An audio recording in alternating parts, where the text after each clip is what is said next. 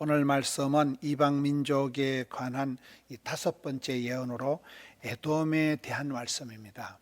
하나님께서 애굽을 이집트를 심판하시고 블레셋을 심판하시고 모압을 암몬을 계속해서 이방 열방에 대한 심판을 말씀하고 있습니다. 이 야곱의 쌍둥이 형님 에서의 후손이 이 에돔 족속이거든요. 에서의 후손,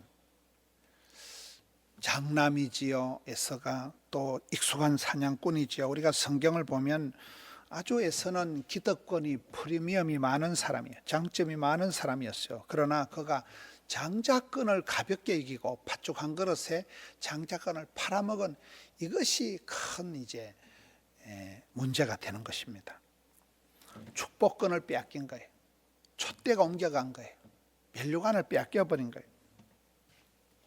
한 사람에서의 그 잘못이, 한 사람에서의 실수가 오늘 본문에 와서 이 후손 에돔 족속 나라가 망하게 되는 그런 결과를 초래하고 있는 겁니다. 이 에돔 족속은 저것들끼리는 아주 지혜롭다. 세상에서 누구보다도 지혜로 유명했던 이 에돔입니다.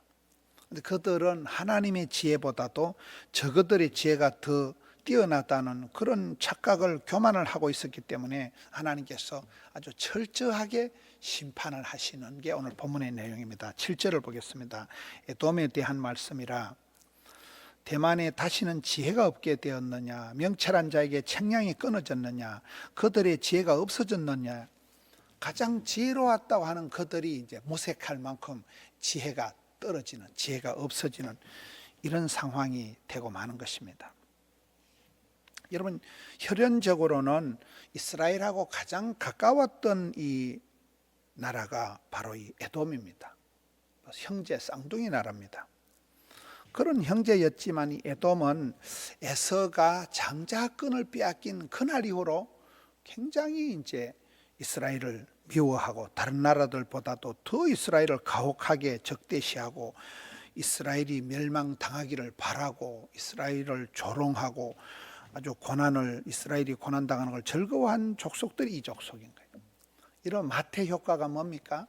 마태복음 25장 29절에 무릇 있는 사람들은 받아서 더 풍족하게 되지만 없는 것들은 있는 것도 빼앗긴다는 거예요. 에서가 이 장자권을 팔아먹은 빼앗긴 이후로는 계속해서 그의 후손들 에돔 족속들까지도 까칠하게 되는 거예요.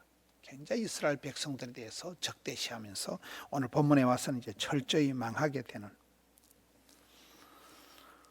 하나님께서는 이 에돔이 스스로 지혜롭다고 생각하고 교만하게 착각하는 그것이 얼마나 허망한 것인가를 이제 깨우쳐 주는 것입니다. 여기 말씀에 16절에도 보면 아주 이 족속들이 바위 틈에 살고 산 꼭대기에 아주 요새를 이렇게 지어놓은 것을 아주 자기들은 천혜의 요새를 짓고 지혜롭게 살아간다고 그렇게 믿고 그것을 또 교만하게 생각을 하고, 이런 것이 이 에돔 족속이 자기 스스로 지혜롭다고 교만하게 생각을 하고 또 우상 숭배하고 택한 백성 이스라엘 백성들을 괴롭힘으로써 하나님을 대적한 것 때문에 이제 이들이 심판을 받게 됩니다. 하나님께서 15절에 보면 보라 내가 너를 여러 나라 가운데서 작아지게 하겠다. 열방 가운데서 쫓겨나게 만들었다. 여러 사람들 가운데서 멸시를 당하게 하리라. 철저히 이제 낮춥니다. 18절에 가서 보면 소돔과 고모라처럼 완전히 파괴된다는 거예요. 완전히 망한다는 거예요. 20절에 가서 보면 그런즉 에돔에 대한 여호와의 의도와 대만 주민에 대하여 결심하신 여호와의 계획을 들어라.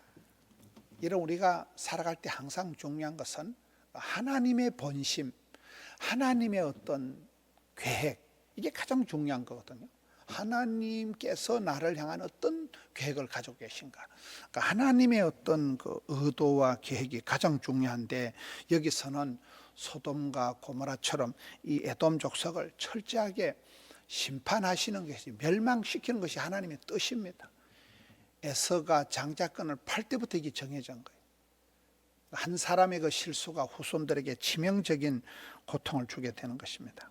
우리가 항상 살아갈 때 하나님의 뜻이 어디 있는가, 하나님의 계획이 어떠신가를 우리가 물어보고 살펴야 됩니다. 20절에 가서 보면 그렇고 22절에 가서 보면 보라, 원수가 독수리같이 날아와서 그의 날개를 보스라 위에 펴는 그날에 에돔 용사의 마음이 진통하는 여인같이 되리라. 이 바벨론 군대가 쳐들어와서 완전히 덮칠 때는 에돔의 용사들은 마치 그 진통하는 여인과 같이 그렇게 두려워할 것이다. 에돔이라는 이 족속이 원래는 이스라엘과 가장 가까웠던 거 쌍둥이 나라, 형제 나라인데 축복권을, 장자권을 뺏긴 이후로는 오히려 이방 나라들보다 더 잔인하게, 더 못되게 이스라엘을 갈구고 이스라엘 백성들을 핍박했기 때문에 하나님께서 이제 대적을 하시는 겁니다. 여기에 보면 아주 그 천년 요새를 차지하고 있었기 때문에 이들은 결코 무너지지 않으리라는 그런 헛된 교만을 착각을 하고 살았는데, 하나님께서 이 에돔을 심판을 하시는데 이 내용이 5개 그런 이방 나라들을 하는 중에 가장 많은 분량을 지금 얘기를 하고 있습니다. 가장 많은 분량을 할애해서 심판을 지금 얘기를 하고 있고, 그리고 가장 중요한 것 중에 하나가 다른 나라들은 모압이다 뭐 이런 데는 그래도 이 암몬 족속이다, 모압 쪽 나라다, 이런 나라들은 회복이 있은 거거든요. 그런데 이 에돔 족속은, 에돔 나라는 회복에 대한 약속이 전혀 없는 굉장히 그 무서운 심판이 떨어진다는 거예요. 가망이, 소망이 없는 거죠. 회개해도 안 되고 어떻게 해도 한 번 하나님의 촛대가 옮겨간 이후에는 회복이 전혀 안 된다는 것이 이 에돔에 대한 심판의 가장 치명적인 문제입니다. 여러분, 우리가 지혜를 구하되 하나님과 상관없는 세상적인 지혜를 구하는 그런 게 이 에돔 족속과 같은 문제는, 세상적으로 건강하고 잘나고 잘 먹고 잘 살았지만은 하나님의 축복권, 하나님의 장자권에 대해서 관심이 없는 거예요.